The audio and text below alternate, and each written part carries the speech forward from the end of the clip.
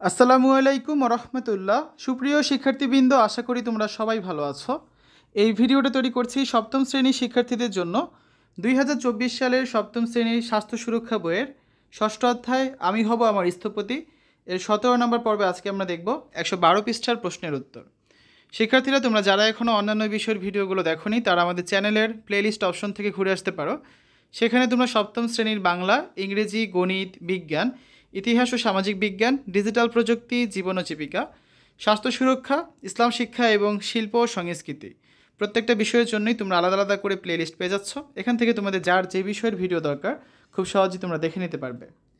একজন দক্ষ স্থপতি যেমন তার দক্ষতাকে কাজে লাগিয়ে সুন্দর সুন্দর স্থাপনা তৈরি করে, তেমনি আমিও আমার সুপার পাওয়ারগুলোর বিভিন্ন পরিস্থিতিতে ব্যবহার করে নিজের জীবন গড়ে তুলব, নিজেরও সমাজের কল্যাণে নিয়োজিত থাকব।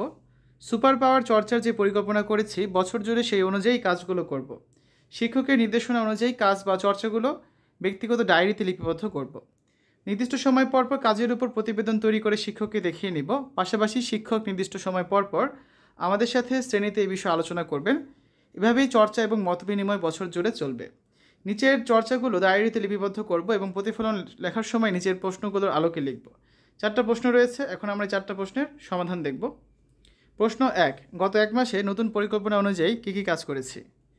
গত এক মাসে নতুন পরিকল্পনা অনুযায়ী যে সকল কাজ করেছি সেগুলো হচ্ছে: 1, কোন কোন পরিস্থিতিতে নিজের সুপার পাওয়ারগুলো ব্যবহার করব।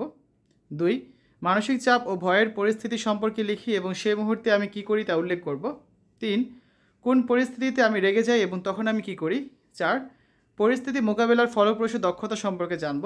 5, নিজস্ব সুপার পাওয়ারসমূহ বাছাই করব। এবং 6, নিজস্ব সুপার পাওয়ারগুলো ব্যবহার বা চর্চার পরিকল্পনা করব।